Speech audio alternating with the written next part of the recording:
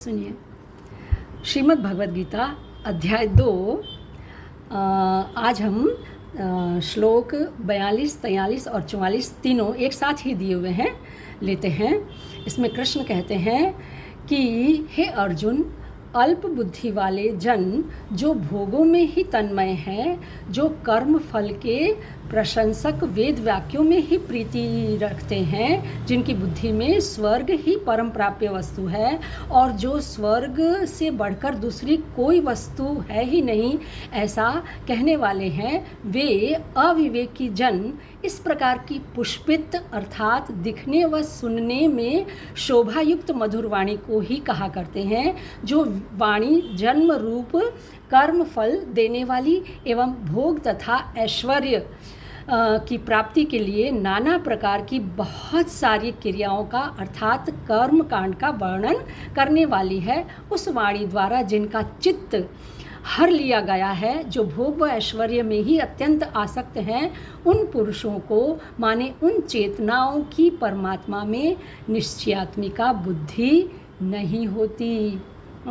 यह हुए 42, 43 और 44 श्लोक। समझते हैं।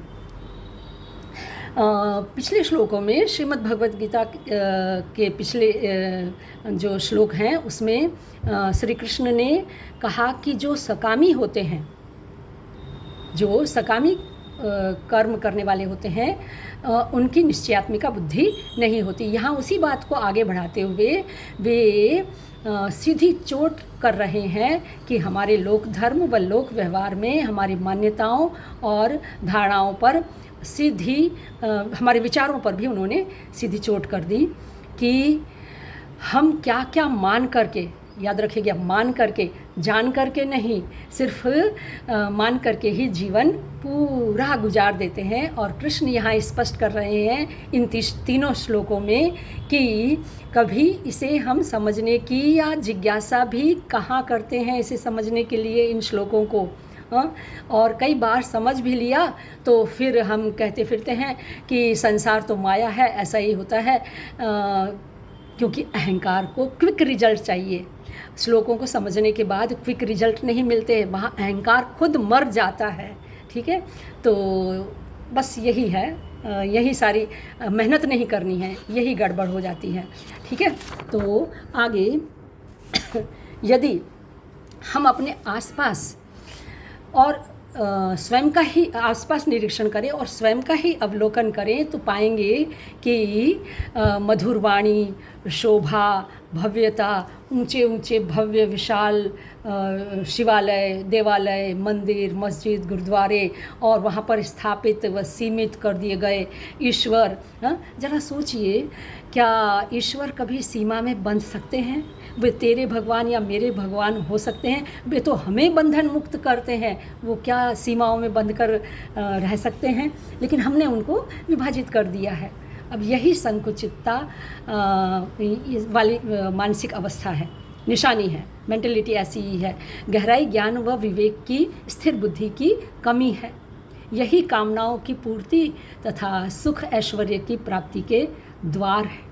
सुख मिलता है, कामनाएं पूरी होती हैं, लेकिन कुछ समय बाद फिर वही के वही स्थिति, ये चक्र चलता ही रहता है। यहीं से भय जैसा राक्षस भी पैदा होता है, जो लालच का कीड़ा बनकर हमारे मस्तिष्क में रेंगता ही रहता है निरंतर। यह सब कुछ पहली सीढ़ी से आगे या ऊपर न बढ़ने की जिद है, समझिएगा सर। ये सब कुछ जो हम क्रिया, कर्म कांड और क्रिया करते हैं, वो पहली सीढ़ी पर ही रुक जाने की हमारी जिद है। मेहनत न करने की अहंकार की प्रकृति है। सब कुछ, ये सब कुछ बातें आधारहीन और बिना किसी उपाय वाली प्रक्रियाएं हैं, चक्रीय प्रक्रियाएं। कोई विरले ही होते हैं जो इससे ऊपर उठने में सक्षम हो पाते हैं, और विरले वे ही हो सकते हैं जो अस्तित्वगत प्रश्न उठाते हैं, जिज्ञासा करते हैं, स्वयं की स्थिर बुद्धि व विवेक बुद्धि को कार्य पर लगाना चाहते हैं, गहराई व खोजी स्वभाव वाले होते हैं और स्वयं की ही चेतना व बुद्धि को बेहतर बनाने के प्रेमी होते हैं। राइट। तो इस कुरुक्षेत्र में भी देखिए ना, अर्जुन बिरले के रूप में कृष्ण के साथ खड़े हैं। धर्मराज जैसे धर्मराज युधिष्ठिर नहीं, विचार कीजिएगा। काफ़ी लंबी बातें हो गई हैं, क्या करें, कृष्ण को समझने के लिए ये ज़रूरी है। ठीक है, आगे देखते हैं कि इन श्लोकों में स्पष्ट कृष्ण क्या कह रहे हैं। पहला, अल्प बुद्धि जन मीन्स जो भोग तथा वेद वाक्यों में ही लिप्त हैं और उसी के प्रशंसक हैं, उन्हें कृष्ण ने यहाँ पर अल्प बुद्धि जन कहकर संबोधित किया है। राइट, आगे थोड़ी स्पष्टता करना चाहूँगी कि हमारे 4 वेद हैं, सामवेद, ऋग्वेद, अथर्ववेद और यजुर्वेद, ये हम सब जानते हैं। हाँ, तो ये सभी प्रकृति की पूजा तथा कामनाओं की पूर्ति के लिए कई प्रकार की क्रियाओं का वर्णन करते हैं, कई कर्मकांड का, कई यज्ञों का वर्णन करते हैं। यह सब कुछ अंतिम सत्य तक पहुंचने की पहली सीढ़ी के रूप में हमारे समक्ष रखे गए हैं। क्योंकि पहली सीढ़ी के रूप में इसलिए कि अभी जब ये वेद वगैरह लिखे जा रहे थे तब प्रकृति को ही समझा जा रहा था, ऋषि मुनियों के द्वारा प्रकृति को ही अभी समझा जा रहा था। अतः चेतना की अवस्था का विकास इस समय तक प्रकृति को आकारी वस्तुओं को जानने और समझने में ही हो रहा था।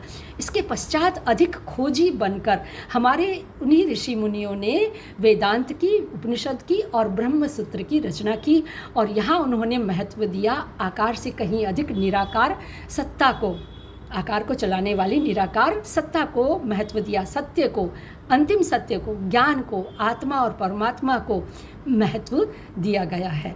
और यही बातें हमें सभी पूरे ब्रह्मांड को संचालित करती हैं।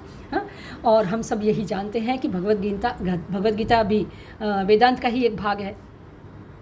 अतः कृष्ण जो वेद वाक्य के प्रशंसक हैं, भोग तथा सुख ऐश्वर्य में ही रुक गए हैं, उन्हें प्रथम सीढ़ी पर ठहरे हुए और अल्प बुद्धि जन कहकर संबोधित कर रहे हैं।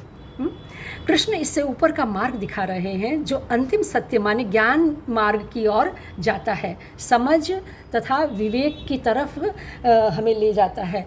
इस मार्ग पर सभी प्रश्न, समस्याएं, दुख, बेचैनी और सब कुछ खत्म हो जाता है। बेचैनी रहती, मौन और मोक्ष की अवस्था, मुक्ति, आज़ादी की अवस्था आ जाती है। ज्ञान यदि हम जान ले तो हमारी विवेक बुद्धि समझ के द्वारा बढ़ जाए तो ठीक है। आगे कृष्ण कहते हैं कि जिनकी बुद्धि में स्वर्ग प्राप्ति ही एक परम प्राप्य वस्तु है, वे अविवेकी जन अर्थात कृष्ण यहाँ स्वर्ग प्राप्ति की बात को पूर्ण रूप से काट रहे हैं और कह रहे हैं कि स्वर्ग नरक आदि के बारे में ही विचारते व मानते हैं, उन्हें यह ज्ञान योग कभी भी समझ में ही नहीं आता। आगे कृष्ण कहते हैं कि शोभायुक्त तथा सुनने में मधुर वाणी जो जन्म रूपी कर्म फल देने वाली, भोग तथा ऐश्वर्य की प्राप्ति की बातें करने वाली तथा कर्म कांड का वर्णन करने वाली, डू एंड डोंट्स, ये करो और ये मत करो का वर्णन करने वाली है, इन्हीं बातों में जिनका चित्त चिपका रहता है, उनकी बुद्धि कभी भी आत्मज्ञान, निराकार सत्ता तथा ज्ञान में स्थिर नहीं हो सकती, कभी नहीं हो सकती। जिनका कर्म फल में रस है, उनका परमात्मा में रस नहीं हो सकता। समझिएगा, मैंने पहले भी कई बार कहा है कि कृष्ण को समझना है तो अपने चित्त से सभी प्रकार की मान्यताओं, धारणाओं, सुनी सुनाई बातें, परंपराएं और सब कुछ जो शिक्षा हमें मिली हुई है बचपन से, उनको एक तरफ निकाल देना पड़ेगा, रख देना पड़ेगा। 100 बात की एक बात कि मन, बुद्धि व चित्त से खाली और तटस्थ होकर ही कृष्ण को समझा जा सकता है। इसके लिए बस सुनना और श्लोकों को समझना ही काफ़ी है। अतः इन तीनों श्लोकों पर गहराई से चिंतन करके आसपास और स्वयं का भी अवलोकन कीजिएगा, स्वतः ही समझ अपने आप खिल उठेगी। एक और बात, ज्ञान ही धर्म है और धर्म में कभी भी कर्म फल नहीं होता, सकाम कर्म नहीं होता। धर्म में मात्र आत्मज्ञान और निष्काम कर्म को ही स्थान है। सर्व कल्याण हेतु कामना रहित, फल रहित कर्म, बस कर्म प्रधान है, फल प्रधान नहीं है। यही धर्म है और यही कर्म है। ठीक है, मिलते हैं फिर अन्य श्लोकों के साथ। लाइक, सब्सक्राइब और कमेंट्स फॉरवर्ड कीजिएगा। जियो गीता के संग, सीखो जीने के ढंग।